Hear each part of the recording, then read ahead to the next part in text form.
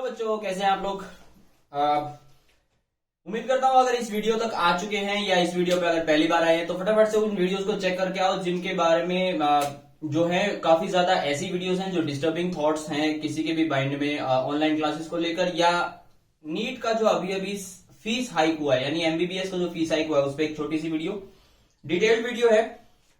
तो अभी फिलहाल के लिए हम शुरू कर रहे हैं मेजर एबायोटिक फैक्टर वाटर, और इससे पहले हमने टेम्परेचर के बारे में और लाइट के बारे में डिस्कस कर लिया था।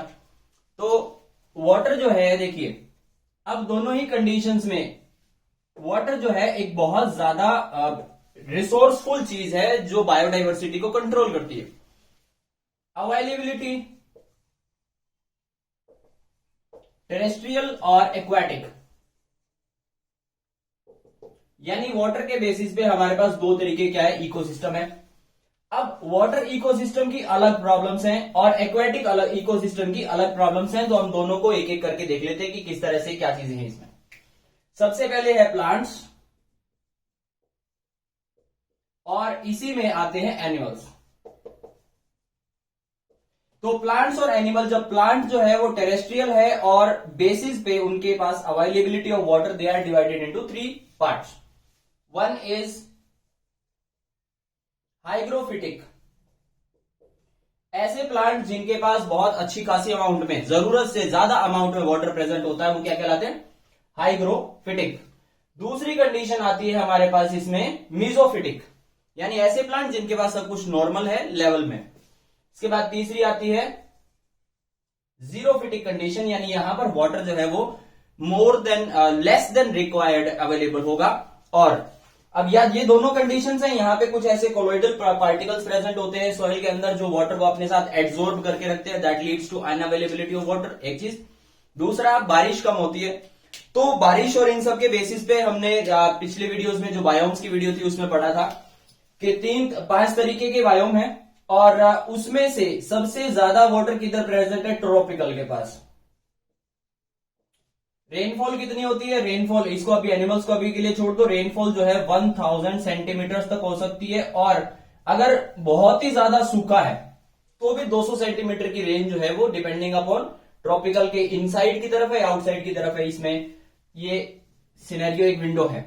इसके बाद लोवेस्ट रेनफॉल किधर होती है, डेजर्ट्स में। डेजर्ट्स में है लेस देन 25, ठीक है, लेस देन 25। बट इंडिया के अंदर या किसी भी कंडीशन में बात करूं तो सबसे कम बारिश कहां पे होती है, वो है सियाचिन या ले एंड सियाचिन, यहां पर सबसे कम बारिश होती है। तो मोस्ट वाटर डेफिशिएंसी किधर है, सियाचिन और ले में प्रेजेंट है।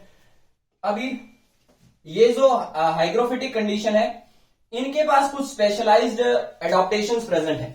जैसे सबसे पहले तो न्यूमेटोफोरा की बात करें तो न्यूमेटोफोर्स प्रेजेंट होते हैं। इसके पास जो जमीन से निकली हुई कुछ रूट्स हैं जो वाटर के प्लांट को एक फैसिलिटेट करते हैं एक्सचेंज करने के लिए, गैसियस एक्सचेंज करने के लिए। सेकंड कंडीशन इसमें आती है हाइड्रोथोर्स। अब जरूरत से ज्यादा पानी प्रेजेंट है और वो वाटर ऐसा है कि वो कंटिन्यूअसली ऑस्मोसिस कर रहा है, तो सेल्स के पास जरूरत से ज्यादा वाटर हो जाएगा, तो उसकी वजह से क्या होता है, that will lead to exosmosis. और ट्रांसपायरेशन जो है उस वाटर की अपटेक को कंप्लीट नहीं कर सकती, that will lead to the guttation. और गटेशन किसकी हेल्प से होता है, हाइड्रोथोर्स। तो हाइड्रोथोर्स यहां पर प्रेजेंट होते हैं हाइड्रोफिटिक के पास।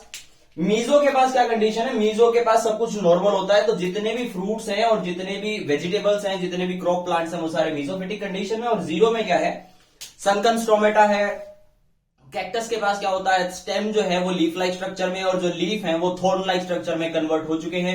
इसके बाद एकेशिया आता है, वहां पर आपको सेकेंडरी मॉडिफिकेशंस ऑफ लीव्स मिलेंगी, जहां पे पिनेटली कंपाउंड लीव्स आपको देखने को मिलती हैं और उनका साइज जो बहुत ज्यादा रिड्यूस हो जाता है। तो वो जीरोफिटिक कंडीशन की बात है। अब बात करें अगर एनिमल्स की, तो देखिए एनिमल्स का क्या सीन है, एनिमल्स के पास वाटर या तो अवेलेबल है या तो नहीं है, ये दो ही कंडीशन हो सकती है, ठीक है। और अगर अवेलेबल है देन इट्स ओके, बट अगर अवेलेबल नहीं है तो उस कंडीशन में क्या होगा, एरिड कंडीशन बोलते हैं उन्हें, यानी लेस अवेलेबिलिटी ऑफ। अब प्लांट्स को तो जो है वो सॉइल से वाटर अपटेक कर सकते हैं, बट एनिमल के साथ ऐसा नहीं होता ना।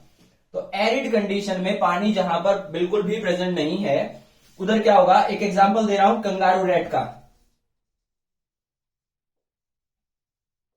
कैंगरू रैट क्या करता है, इसके पास कुछ ऐसे स्पेशलाइज्ड इवोल्यूशंस हैं जो पर्टिकुलर हैं फैट ऑक्सीडेशन से जो वाटर रिलीज होता है या जो भी ग्लूकोज को ब्रेक डाउन करने से मॉलिक्यूलर वाटर रिलीज होता है ड्यूरिंग रेस्पिरेशन, वो उसको रीयूज कर सकते हैं और उनको पानी पीने की जरूरत बहुत ज्यादा कम पड़ती है। इसके अलावा जितना भी वाटर होता है एक्सक्रीटरी मैटर में और यूरिन में, वो जितना ज्यादा हो सके उसको कंसंट्रेट कर देते हैं और नियरली सॉलिडिफाई कर देते हैं। तो ये इसकी एडॉप्टेशंस हैं। अभी ऐसा नहीं है कि टेरेस्ट्रियल प्लांट के पास ही प्रॉब्लम होती है, टेरेस्ट्रियल एनिमल्स के पास ही प्रॉब्लम होती है। एक्वाटिक एनिमल्स और एक्वाटिक प्लांट्स के बाद एक काफी सारा सिस्टम ऐसा है जो डिपेंड करता है वाटर। अब एक्वाटिक में दो फिर से इकोसिस्टम बन जाते हैं, एक फ्रेश वाटर और दूसरा इसमें बन जाता है ओशियन। ठीक है, फ्रेश वाटर के अंदर क्या कंडीशंस हैं, फ्रेश वाटर में है 5 पार्टिकल पर 1000, किस चीज के, सॉल्ट के।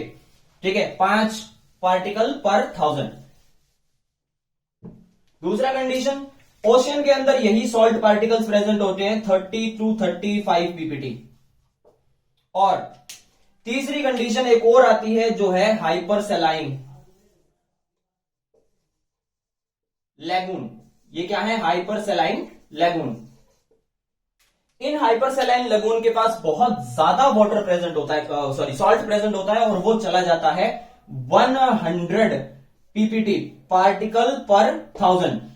इतना ज्यादा नमक। अब ये कैसे बना, देखिए ये कंडीशन जो है वो किनारों पे बनती है, यानी जहां पर भी ऐसे सी शोर्स हैं जहां पे बहुत एक तरफ उसके लेक प्रेजेंट है और ये है एक ओशन। ठीक है, ये सारा का सारा कोई ओशन है, यहां एक लेक है। अब जितना भी वाटर होगा वो हाई टाइड से इसमें भर जाता है। ठीक है, यहां पानी आया, इसके बाद क्या होगा, इवेपोरेशन। इवेपोरेशन भी होगी और इसके किनारे पर जो भी पेड़ खड़े हैं वो सारे क्या करेंगे, ट्रांसपायरेशन भी करेंगे। यहां पे भी पेड़ है। अब इसकी वजह से क्या होगा, लगातार वाटर जो है वो उड़ रहा है, यानी इवेपोरेट हो रहा है, प्लस वो ट्रांसपायर हो रहा है। जैसे ही यहां पानी कम होता है, ओशियन से और पानी आता है और इसके अंदर फिर से भर जाता है। अब नमक तो यहीं रह गया, बट वाटर जो है वो सारा उड़ गया, तो इसकी वजह से इसकी सैलिनिटी जो है बहुत बहुत ज्यादा इंक्रीज हो जाती है।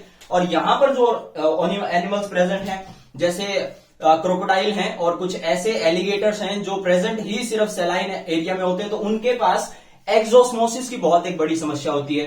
ठीक है, ये कंडीशन थी। इसके बाद ये हाइपरसेलाइन लगून की बात है। फ्रेश वाटर में अब किसी भी सेल के पास कोई भी एनिमल जो है वो फ्रेश वाटर में प्रेजेंट है, कोई सॉल्ट कोई प्लांट अगर फ्रेश वाटर में प्रेजेंट है तो उसके पास रहेगी प्रॉब्लम एंडोस्मोसिस की। और पानी जो है वो सेल से कम कंसंट्रेशन का, सोल्यूट कंसंट्रेशन कम है तो एंडोस्मोसिस हो रही कंटिन्यूसली, उसको रोकना है। अगर वो ओशन में प्रेजेंट है या वो हाइपरसेलाइन लगून के पास प्रेजेंट है तो वहां पे एक्सोस्मोसिस हो रही है, तो उसे भी रोकना है। इसके अलावा एक तीसरी चीज और आती है कि वाटर और किस तरह से डाइवर्सिटी को कंट्रोल करता है। अब देखिए, जहां पर भी ये होंगे फ्रेश वाटर, इन्होंने अपने फ्रेश वाटर के अकॉर्डिंग एडॉप्टेशन कर ली, तो वो बाई चांस कभी अगर ओशियन की तरफ चले जाते हैं तो they are gonna surely die, क्योंकि जरूरत से ज्यादा एक्सोस्मोसिस होगी। ये अगर फ्रेश वाटर की तरफ चले जाते हैं तो क्या होगा, इससे क्या, फ्रेश वाटर एंडोस्मोसिस होगी and that will finally die. तो ये कंडीशंस डिफरेंशिएट करने के लिए ओशियन और फ्रेश वाटर में। और फिर इसके बाद आता है, कोई भी नदी जा रही है, इसके किनारों पर, ठीक है, यहां पर भी पेड़ होते हैं और एनिमल्स भी रहते हैं। प्लस में कुछ एक्वेटिक एनिमल्स ऐसे होते हैं जो सी या रिवर शोर पे रहते हैं, यानी पानी के अंदर बट किनारे पे। तो इस चीज के लिए जितने भी प्लांट हैं, जितने भी एनिमल्स हैं, वो भी कुछ स्पेशल एडॉप्टेशन करते हैं, जैसे फ्यूकस है और लेमिनेरिया है। दो एग्जांपल्स मैं आपको दे रहा हूं।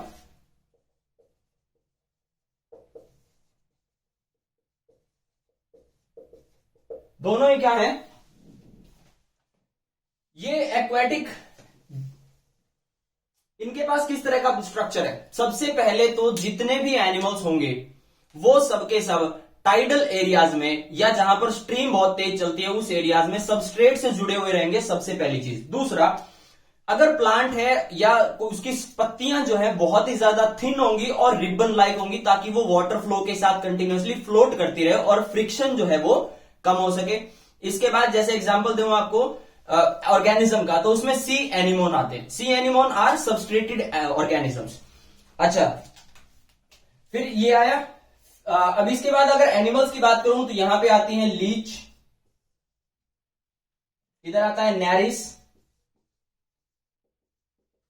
ठीक है। अब ये क्या है, ये सारे के सारे या तो रहेंगे किसी रॉक बेसिन यानी पत्थर के नीचे, या वो रहेंगे सारे बरोज में, यानी वाटर की स्ट्रीम जो है उन्हें परेशान ना करे। अब इसके बाद एक चीज और आती है, तो ये नदी का एग्जांपल हम देख लिया था। बहुत सारी चीजें ऐसी हैं जो वाटर जो है वो सिर्फ और सिर्फ अपनी प्रेजेंस और स्ट्रक्चर की वजह से ही कर देता है। अब लाइट की बात है या टेम्परेचर की बात है, या तो वो हाई होगा या तो वो लो होगा। अब वाटर अगर प्रेजेंट भी है तो भी बहुत सारे चेंजेस वो बायोडायवर्सिटी में कर देता है। किस तरह से, एक ओशन है, इस ओशन में 3 तरीके की लेयर्स होती है। सबसे ऊपर की,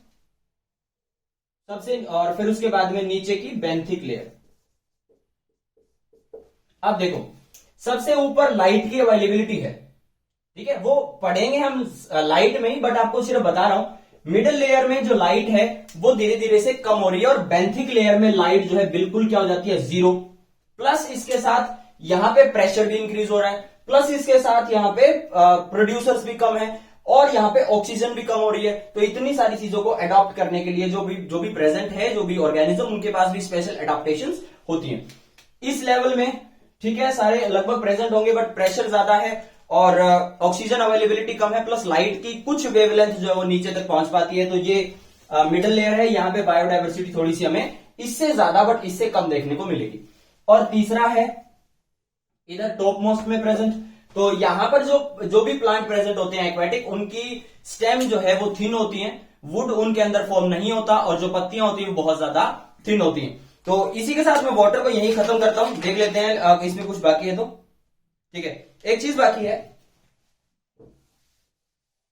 अब मैं एडाप्टेशन कर रहा हूं, तब से एडाप्टेशन का मतलब क्या है। जैसा कि हमने टेम्परेचर के लिए पढ़ा था, यहां पे आ जाती है, एक आता है यूरी हेलाइन। ओशन वाटर की बात है या एक्वेटिक की बात है तो यूरी हेलाइन, और दूसरा है स्टीनोहेलाइन। यूरी हेलाइन वो होते हैं जो अपनी बॉडी के पीएच को और सॉल्ट की अवेलेबिलिटी को रेगुलेट कर सकते हैं कंटिन्यूअसली। जैसे मैकरेल है, एक ऐसी फिश है जो रहती है ओशन के अंदर, बट वो अंडे जब भी देती है तो वो फ्रेश वाटर की तरफ चली जाती है। तो इस कंडीशन में क्या होता है, ठीक है, मेटिंग जब भी उन्हें करनी होती है फ्रेश वाटर की तरफ चले जाते हैं, तो वो क्या है, यूरी हेलाइन। दूसरा स्टीनोहेलाइन, तो शार्क जो होती हैं, ये शार्क क्या होती हैं, दीज आर स्टीनोहेलाइन। ये अपने ऑस्मोसिस को रेगुलेट नहीं कर सकते, ऑस्मोटिक पोटेंशियल को रेगुलेट नहीं कर सकते। इसमें आता है एक फिश का एग्जांपल मैकरेल, और ये यूरी हेलाइन होगा। तो ये जितने भी होते हैं ये रेगुलेटर्स होते हैं और ये कन्फर्मर्स होते हैं, इनके बारे में हम आगे देखेंगे। Thank you so much for this video. I hope you like the video. Subscribe to the channel, comment and do whatever you want to do. Thank you so much.